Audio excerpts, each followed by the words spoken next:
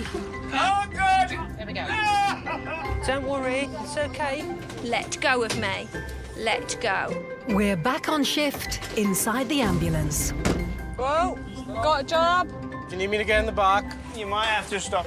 With more medical emergencies I'm okay. Oh, that's a good one. and more cameras, What's that up there? That, Tyler, is a little camera.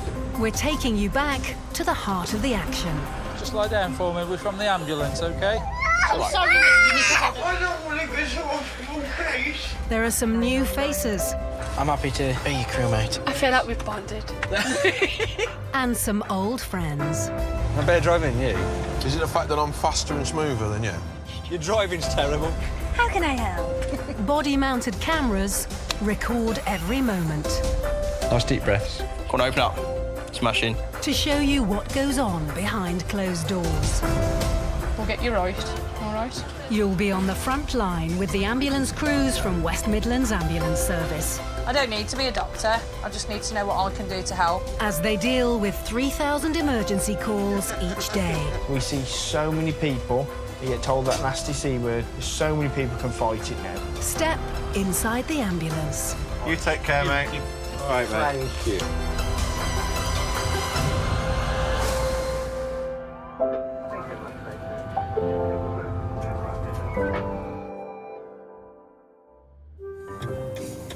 At the end of the road. At the end of the road, turn home. No, is it can follow the course of the road until I give you additional instructions. Yes, so you sat that part now. Yes, that's right, it's all changed. When I were a lad.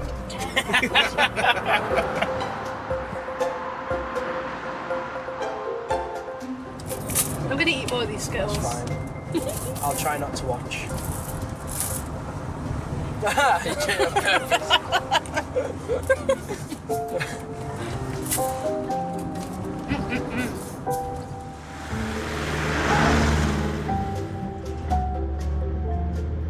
When I were a lad, we didn't have any of these 3D holograms where you followed a construct where you were going. No, you had Google Maps, and it was two-dimensional. So you suggesting be like a video game and there'd be an arrow on the road?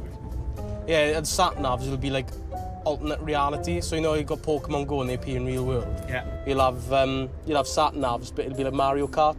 So you've got to run over things in the road.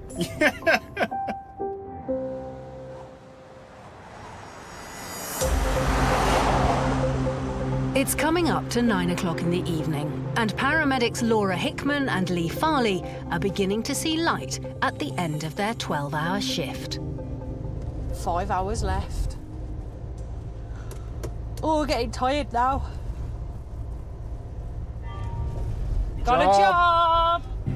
It's a Category 2 patient, collapsed, unconscious, but breathing normally. You'll be pleased to know. If I collapse, are they unconscious? Slash. 54-year-old Dalton's family have rung 999 after he collapsed in the kitchen. By the time Laura and Lee arrive on his road, word comes through that Dalton is no longer unconscious, but he's still in a bad way. Straight through the house, is it? Are you OK? Dalton, thank you. Luckily, a neighbour is an off-duty A&E doctor.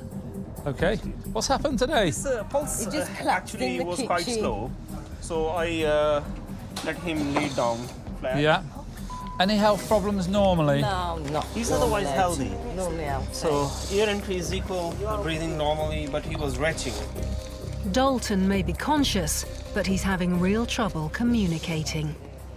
Has he spoke to anybody yet? He's not said a lot, no. What's your name? He's doing his thumbs up. Can you talk?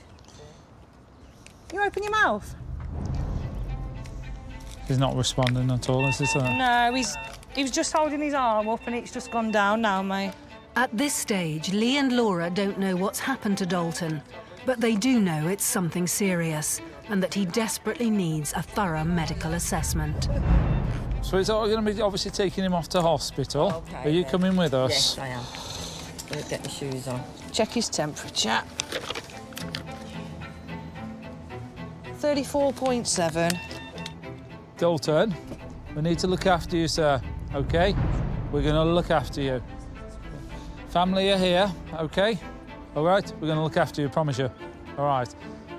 Lee carries out an electrocardiogram check on Dalton's heart, known as an ECG. It turns up something worrying. He's got ST elevation. Oh, has he? Yeah. Okie doke. ST elevation means Dalton's heart is showing an abnormality. That's a concern for us, as that's quite an indicator for a heart attack or a myocardial infarction, meaning that the patient needs to be treated quickly and got to the most appropriate place for that to be dealt with, because the longer we leave it, the worse it gets. As they attempt to get him to the ambulance, Dalton takes a turn for the worse. Keep him on his side. That's lovely.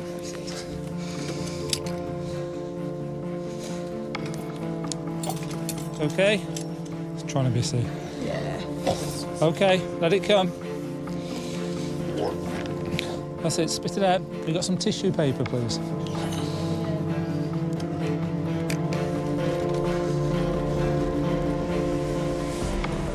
Yeah, sweet. If you let go of him while we wheel him up, all right, darling. Dalton's a youth worker. He's been married to wife Wendy for 27 years, but they've never had a day like this. Once inside the ambulance, he seems to come round. Dalton, hello. I'm OK. I know you are, but we're still having to go to hospital. OK? You've spent quite a while on the floor unconscious. So we're going to take you to the hospital and get checked what's happened. All right? Let's have this hand. OK, that's fine. No, don't worry, we've got some, don't worry. There's worse things than a bit of sick on the floor at the minute. Well, it was quite worrying that Dalton couldn't communicate to us. He put his thumb up to us, and that was all we could get out of him, really. Was it the heart causing the reduced consciousness level, or was there other things going on that we couldn't find and that we couldn't pick up? So my concern was purely just getting him into hospital as fast as we could, really. Vomiting can be a symptom of a heart attack. Laura and Lee set about getting Dalton a cannula, so if needs be, they can give him medicine and fluids intravenously. They also give him oxygen. At the same time, Lee quizzes wife Wendy about exactly what's happened. 10, 15 minutes, he collapsed. And then he got up and he walked out to the garden into the chair. And then he rolled in his stomach. Just then, Dalton appears to pass out. So is that I'm OK, the first thing you said, really? Open your eyes. Open your eyes. Open your eyes. Dalton, squeeze my hand. Squeeze my hand. So he's obeying commands. So he's 1 for verbal. Yeah. Obeying commands is 6, that's 7. And eyes, he's trying to respond to voice, isn't he? He's trying to open them, isn't he? He's kind of flickering his eyes. With everything now in place, it's time to get Dalton to hospital.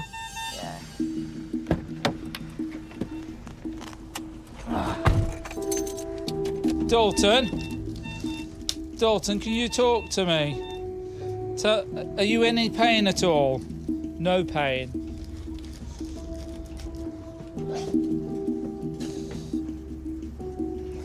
OK, Dalton, just let it go.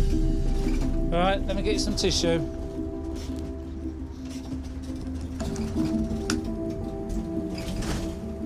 So we've got some changes on his ECG, OK, that could be heart-related, OK, but obviously because we can't have that communication with him, we don't know. We don't know if he's got any pains, if it's going anywhere. Either way, his heart rate's a little low, and we can't give him the medication for that because he's too cold. So there's a few things that are hampering his treatment, you see. So the best place for him at the moment is in the hospital. OK, Dalton. Dalton, look at me. Over here. Hello. OK. We're on our way to the hospital just because you've collapsed. So when we get there, we'll take you straight in. There's going to be lots of doctors and nurses around. I just need to speak to them. Another check of Dalton's heart shows the abnormality is still there. With a heart attack a very real possibility, Lee needs to have doctors on standby at the hospital the second they get there. 49, just to make you aware, it is a hospital alert. Patient showing some changes in ST elevation on his ECG. We're just pulling up at New Cross now, so I'll give you further details when we've cleared the reception. Less than 10 minutes after leaving Dalton's house, they arrive at the hospital. Just pulling in, mate. OK, we're docked.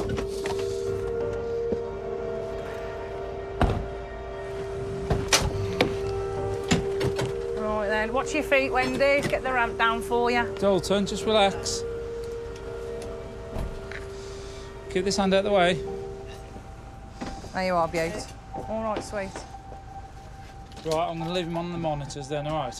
Yeah, I'm happy with that. Yeah, I've got him. Dalton will be taken straight for assessment by A&E doctors to see if he is having or has had a heart attack.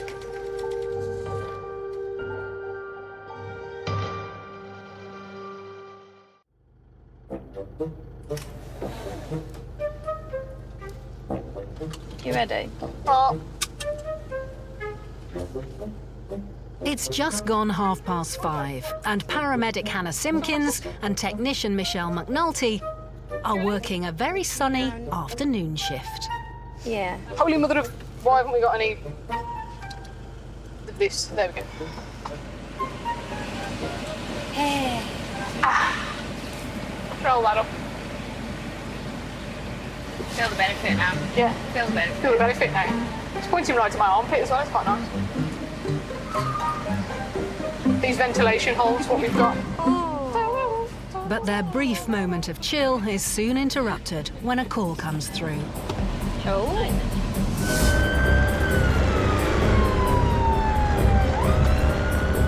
It is a male in his 60s that has cut his leg on a piece of wood that was sticking out.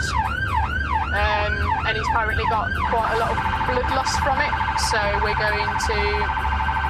It's okay, love. I'll just carry on.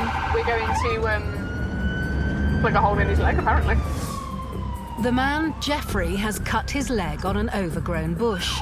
His neighbours have rung 999, concerned at how much blood he's losing. Just a few minutes later, Hannah and Michelle arrive at the house. One of a loop. Extreme caution. Hello. Where are we going to? Lovely. I can already see the trail. It's like following a trail of breadcrumbs. Oh dear. Here we go. Round the corner, round the corner. Good afternoon, hello. How are we? Right. Oh, what's your name, young man? Jeffrey. What's been happening? Well, I've had trouble with them before, but okay. I went to the garage to get the car out. Yeah. And place it through, and so they've turned me a leg and so have I. Okay. You say you got varicose veins? Yeah. So you've had problems before. Is it the same leg, same vein? Jeff had got varicose veins, which basically means obviously that the veins that are in your leg come right to the surface and they're very fragile. So the slightest little cut will open up that vein. And whereas normally you'd stop bleeding within, I don't know, a normal person a couple of minutes or something like that, Jeff's would actually bleed quite profusely unless you put pressure on it and elevate it and do the appropriate thing to stop it. So he had lost a relative amount of blood, but a little blood can always look a lot worse, and I think if it's coming out of you, it's probably quite, frightening.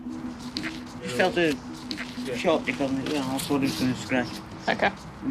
All of a sudden you saw it? It was about a point, a bit up there. OK. OK. Whereabouts is the... Just here. Just on there? OK. OK. Was it, like, pretty free-flowing? Yeah. Hannah's less worried about the blood than the wound itself, which she wants to get access to. There, yeah. Right, just put your sock off first, then. It's all right, leave your foot where it is, don't worry. You can't clean that sock now, can you? No, I think that one's for the bin now, Jeff. Hannah's concerned that when she does take the dressing off, with his veins the way they are, the wound could spurt. Tell you what make more sense is if I hold that in it, if it's going to come out this way. And you do that. Just in case we have a spurt. Yeah. Do you know why this is, Jeff? Because it's warm today and you put your shorts on. Do you? Stop wearing your shorts, Jeff. Yeah, I wear trousers, Jeff, it's safer. Think of mountain trousers would be worse.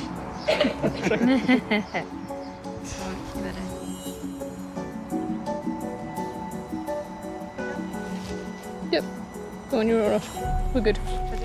But the blood has clotted nicely. Right. Pour a bit of water on your leg, Jeff. Here it is. Let's give it a bit of a clean up so I can see where it's coming from. It's going to be a bit cold, Jeff, sorry. With the leg washed, the wound is finally visible, and Hannah can see where all that blood has come from. Well, you heal nice and quickly, Jeff. That's always a bonus.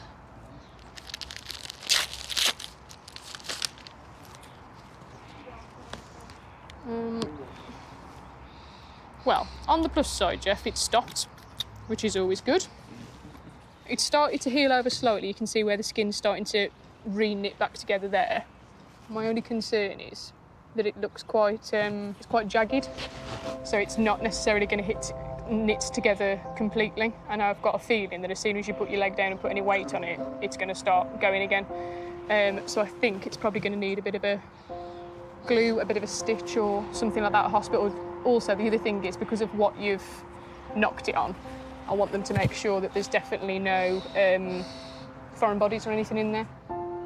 And that means a trip to A&E for Jeff. Oh, you tell us if you need any help, Jeff, all right?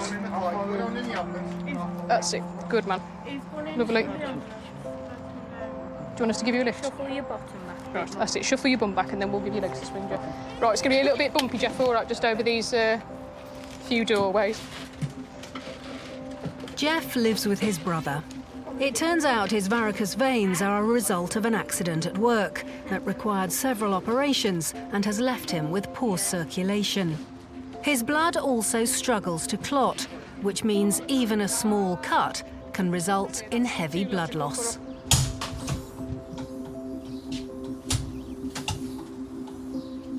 Right, little bump up the ramp, Jeff, all right? There we go. Last bump. Job done. Once in the ambulance, Hannah gets the chance to find out a bit more about Jeff and what's happened to his leg. So you didn't fall or anything today, Jeff? You just literally walked past and it grabbed you as you went? It just like he's brushed past. I thought I was expecting to have a little graze or something like, you know. Yeah. And I'd only got 2 yards and it was just pouring out. It was going everywhere. There we go. Let me know when you're ready, Han. I'm happy whenever you are, mate. We'll go for a mooch. And Jeff's leg isn't his only issue. How are you feeling now, Jeff, in yourself? No. A bit weird? Yeah. Just like a little bit tight, that's all. Okay.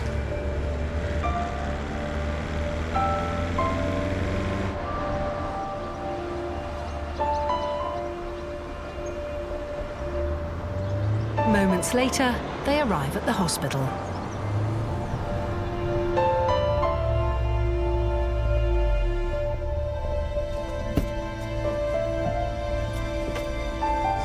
Right, Jeff. Let's go and get you put back together again. Wipe that off as well, Jeff. So now pull your arm up.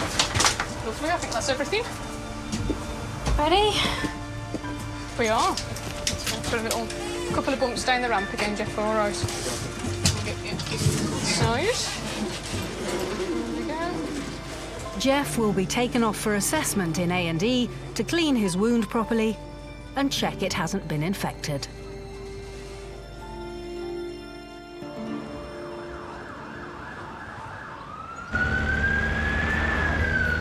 Oh, golly gosh. Cripes, crumbs. Oh, crikey. I think golly gosh is my favourite non-swear. The next question is then, what's your favourite swear word? So what are you going to have for your snack when you get out of this time? Another microwave burger. Yeah. I found that was perfect last night. Just enough to stop me being hungry, but not too much that it stopped me going to bed. Yeah.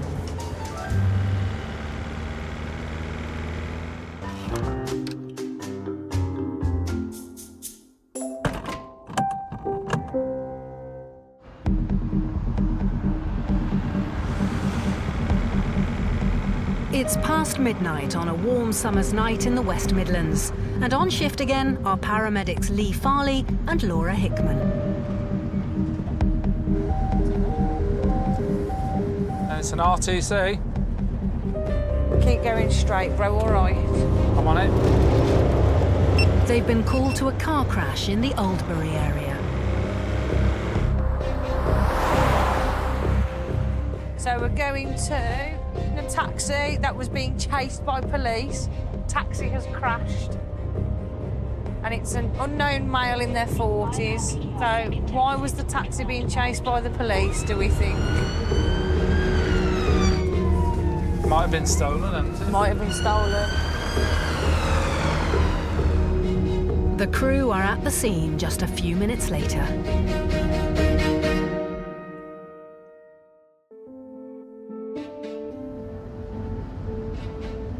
Lee Farley and Laura Hickman have just arrived at the scene of a major car crash. There's 3 cars involved, one at the other end as well.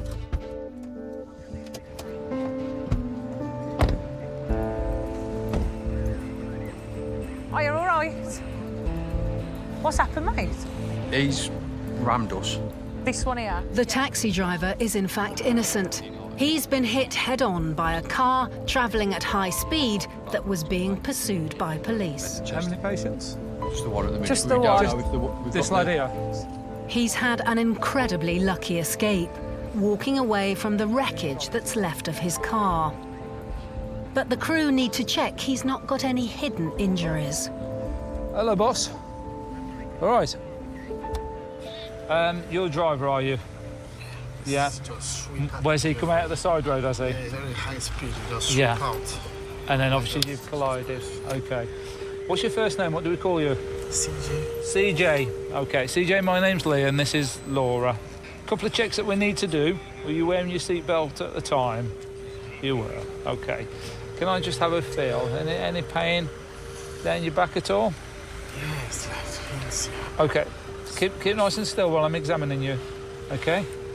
Pain here or to the sides? Straight down the middle. Okay. When someone complains of pain down the centre of their neck, it can be indicative of a spinal fracture, especially on the neck. And if they're fractured, then that can cause paralysis. Even though he was walking around and up and about, the adrenaline, you know, when that wears off, then there are injuries that come to the surface. Any problems with your chest at all? Any pain in your chest? Any problems with your breathing? I can't breathe. Okay. I saw you up and walking around. Yeah, your legs all feel good? Feel the pain something. Yeah, just painful. Okay. The crew need to get CJ onto a stretcher to find out just how severe his injuries are. Okay. Come on then, CJ, nice and slowly, my friend. All right. Oh, you're taller than I thought you were. Come and pop your bottom there. Okay. I'll just keep your head there for a second. We're just going to pop a little collar around you. They're not very comfortable, okay? They're just designed to stop you from moving your head. The crew are concerned the impact of the crash was so severe, CJ could be suffering spinal injuries. Sorry, chap. Like I say, they're not designed to be comfortable. Right. So they need to immobilise his neck. You want to stand behind, just take his weight. Okay, just let yourself go. I'm just going to grab your ankles, okay? 1, 2, 3. And then just ease yourself down, okay? That's it. Perfect. Right, we're just going to put a couple of straps on you, all right, CJ? It's just because Lee's driving's terrible. He'd never make a taxi man, would you, mate, for your driving? With CJ braced and safely strapped to a stretcher... Bit of a bump CJ. The crew move him into the ambulance to do a more thorough examination. We're off.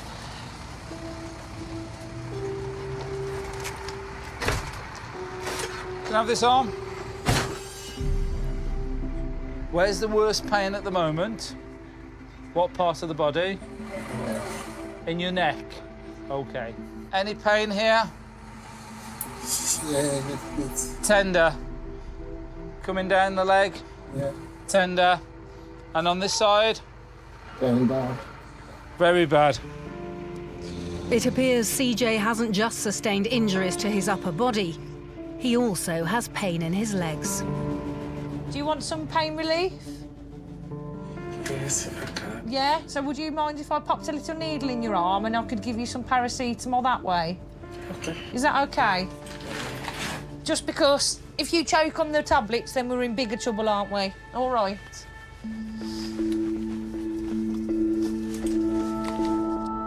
Sharp scratching your arm, CJ, okay? What would you say your pain is now? Moving off. Fantastic. All right, mate. Fortunately, the hospital isn't far, but they need to take it easy. Bumps in the road could make CJ's injuries worse. If you need anything, just tell me. And hopefully at the hospital they'll be able to take you off this board as soon as they can, all right? But we have to protect the neck, because it's quite fragile, your neck is. So that's what this collar's for, all right? Moments later, they arrive at the hospital. The painkiller has kicked in, but CJ still needs urgent medical attention. Is that pain any better now? Better than a 5 or still a 5? Still a 5. We've gone from an 8 to a 5, so... Okay. He will now go to A&E for a full assessment of his injuries. All right, mate.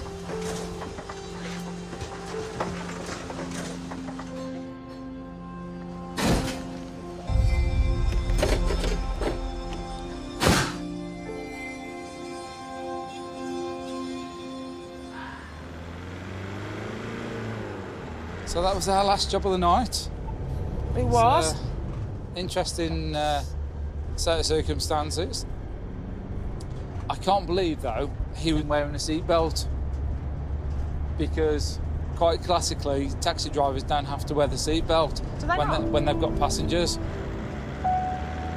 Yeah, so if he'd have got passengers, he would have not been wearing a seatbelt. That type of impact, he'd have most certainly hit that windscreen at force. Yeah. He'd have bullseyed that, wouldn't he? It could have been a fatal. Yeah. In all honesty. Yeah.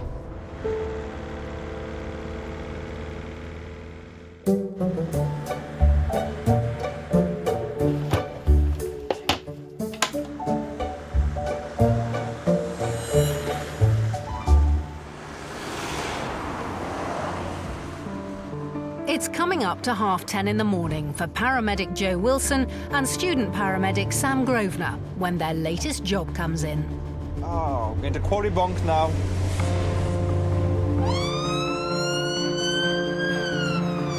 Kevin has called in saying his 76-year-old father, Raymond, has fallen over and is still lying collapsed on his bedroom floor.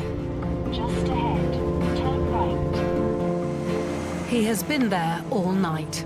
Joe and Sam head to his house.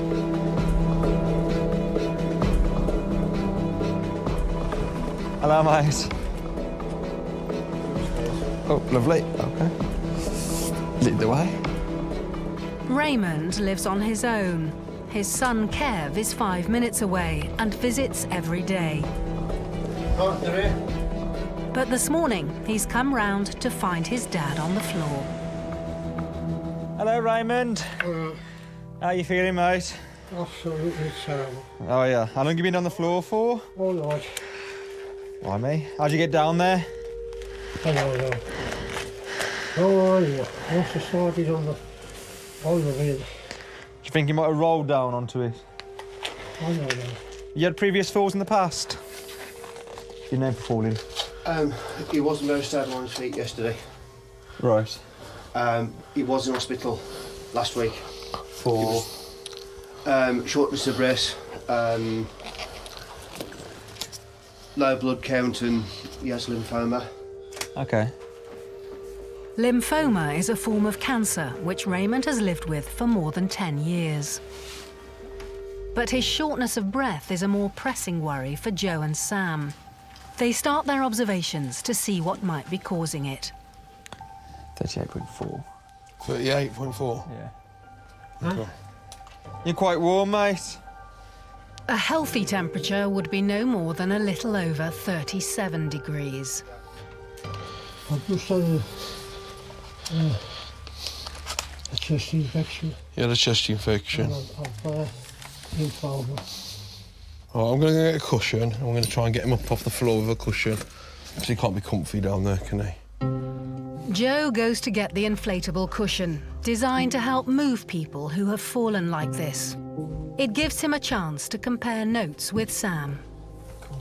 His rest being at 32. His tachy at between 130 and 140. Sepsis, I suppose. Well, there's a new sepsis tool. There is a new one? Yeah, I've got it here. Sepsis is where an infection in the body no longer becomes localised to that area and it starts to spread around the body. This is caused by the body trying to fight it off on its own by elevating its temperature, its heart rate, really trying to burn it off, but that doesn't work, it just makes it worse. And it's really important for us to treat it as fast as we can and convey the patient to hospital. Is it above 3? Yes. Is there a history of infection? Chest infection? Yeah. Greater than 130 per minute, one of them, red sepsis. Yeah. GCS. So, yeah, time critical, immediate actions required.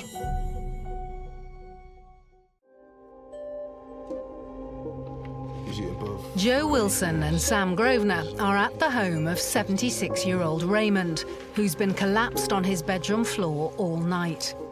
They think he might have a life-threatening case of sepsis and need to get him to hospital as soon as they can. Do that, yeah. I'm querying sepsis with him, just to let you know. Sepsis is basically his chest infection is no longer localised just in that area. So it's starting to go around the bloodstream. So we need to treat him with that. Okay. But before they can get him to hospital, they need to get him up and onto a carry chair.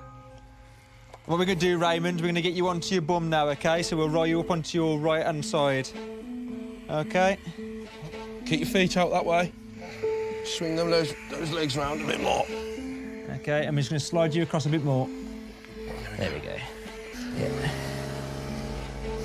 The inflatable lifting cushion will raise Raymond nearly 2 feet in height, so he's high enough for Joe and Sam to get him onto the carry chair. Right then, Raymond, we're going to get you onto this seat now, OK? Do you think you can shuffle your bum over? That's it, mate. Well done. Sit, lift that leg over, yeah. OK. As a proudly independent father and grandfather, the last place Raymond wants to be going is hospital. But right now, there's no other option. Son Kev will follow separately.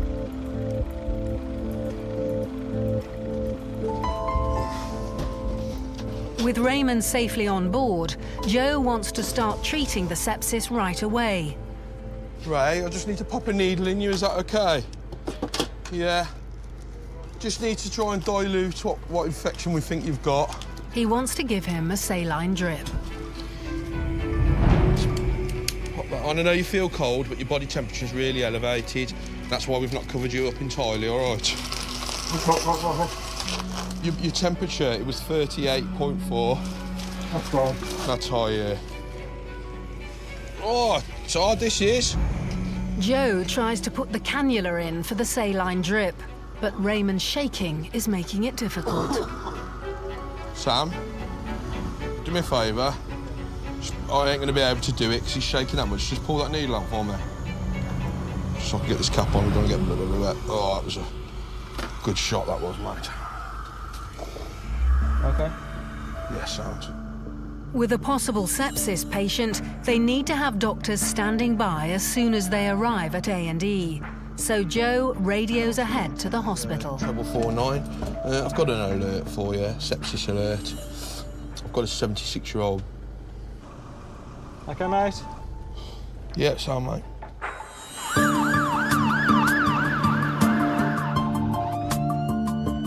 Are you OK there?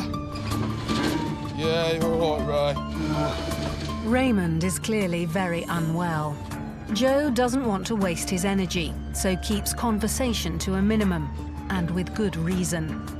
There are around 123,000 cases of sepsis a year in England, and of those, some 37,000 die as a result. That's nearly a third. You just straighten that arm a little bit for me, this one, just like that. See, I just want to get all this fluid running into you properly. And moments later, they arrive. Oh, we're at the hospital, look at that. Good timing, eh? Get all this off of you. It's quite a walk. Because he might have sepsis, doctors will already be waiting to assess and treat Raymond. If it's confirmed, he'll be put on antibiotics and intravenous fluids as soon as possible.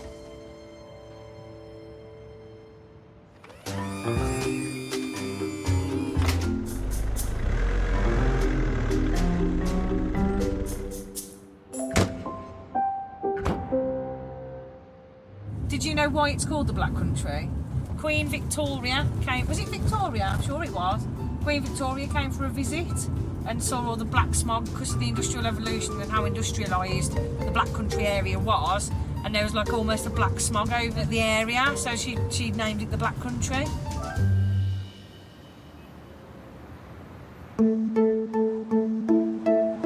It's 3:30 p.m. on a warm afternoon in the West Midlands.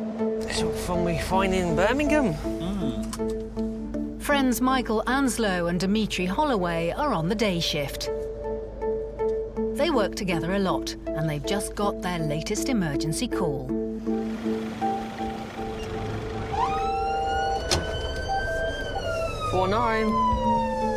Okay, you've got mobile. It's a 74-year-old female, but she's had a fall.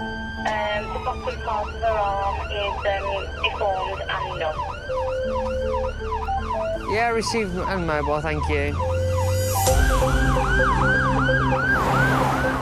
Barbara has had a fall while walking her 9-year-old greyhound, Sandy, and she needs urgent medical help. I can see her. I can see her. Yeah, she's on the front. Oh, is she outside the house? Yeah. When Michael and Dimitri arrive, Barbara's husband Morris is waiting with her. Hello. You all right? What's happened, darling? I was walking the dog. Yes. And you see there where it's uneven? Yes. Here. Yes, I just caught my foot. Over I went. Fell on my face, but I can't feel the bottom of my arm. Did you fall face first? Yeah. So, what worried you most? My arm. Your arm. I can't, you know, but my arm just feels as if the bottom part isn't attached to the top. Bless you. In a case like this, when a patient loses feeling in a limb, there's a strong chance it's broken. But Barbara's fall was so bad, she could have broken her arm in more than one place. And where is the worst of your pain if you point to it? Okay, have you got any pain anywhere else? No, my face is a bit sore. Yeah, a little bit sore. Okay, I'll have a little feel down your neck and your back, okay? Because simply we've had a fall that way. Barbara's not just injured her arm, she's got a nasty cut on her face where she hit the pavement. But the crew are concerned she could also have hidden injuries to her neck, back or spine. Keep your head nice and still for me. Yeah. Any pain where I'm pressing? No. Wonderful. Any pain in your hips? Over here? No? Nothing at all? How about the wrist? Able to move it? I did break that wrist before? I've broken it before, unfortunately. The dog pulled me over. I've had Bless to you, go the with dog. dog twice. But the dog will have to go. Strikes again. So just your arm is your main concern? Bless you. She said that it felt as though her upper arm and her lower arm were disconnected, Immediately that gives me warning signs that there's a potential fracture to the bone, and we have to make sure that Barbara's circulation and movement isn't affected or compromised. So where's it hurt? On the inner side? And you landed flat on it, did you? What movement have you got? Are you able to do a bicep curl like you're at the gym, or if you're not, don't? To lift it at all. It's as if that part isn't telling that part. It's as if it's not connected. Floppy. Barbara needs to go to hospital. She's going to need an X-ray and some pain relief. Have a go with your good hand. Well, it is going to be a trip down to the hospital, I'm afraid. I haven't got X-ray vision just yet. Yeah, is that okay? The boys get Barbara's arm into a sling to stabilise it for the journey. And then it's on to A&E.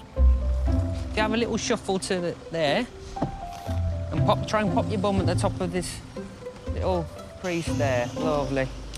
Wasn't expecting this on a Friday afternoon. Never do you? My little grandson's coming to tea as well. Oh, no.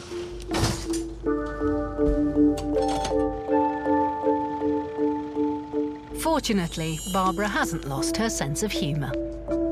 No chance you could be pregnant. I'll be in the Guinness Book of Records. Bless you. Morris joins them for the journey to A&E. How's the pain at the moment? If you were to rate it again.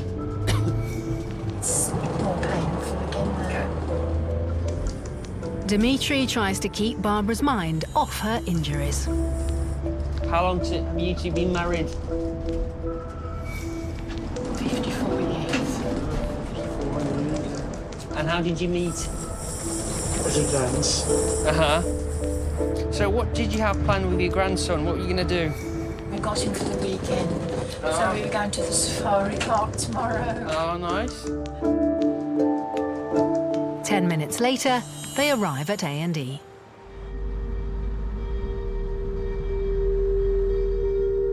Thank you for your help. That's no problem at all.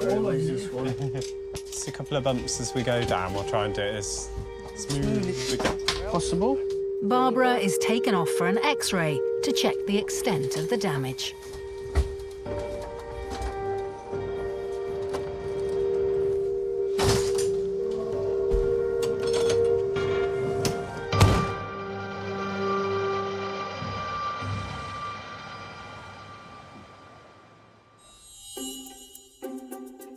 At hospital, Dalton had heart and brain scans, which came back clear. He still doesn't know what caused his episode, but wife Wendy suspects it might be due to exhaustion and dehydration. He's waiting to have an MRI to see if that can shed any light. After being rushed to hospital with suspected sepsis, Raymond was actually diagnosed with pneumonia and was in hospital for 3 weeks. He spent time in a care home while he got his mobility back, but has now recovered. He still sees his son Kev every day. CJ was found to be clear of breaks or fractures, but was found to have severe whiplash and has had to be signed off work. The driver of the other car was charged with offences including dangerous and drunk driving. He was sentenced to 12 months in prison and banned from driving for 3.5 years. Jeff's leg healed so well that he didn't need any more treatment once he got to hospital, and after checks was allowed home. Unfortunately, he has since cut the same leg again. Barbara was found to have fractured her upper arm in 2 places. She had a brace put on it and is due to have another X-ray soon to see how it's healing.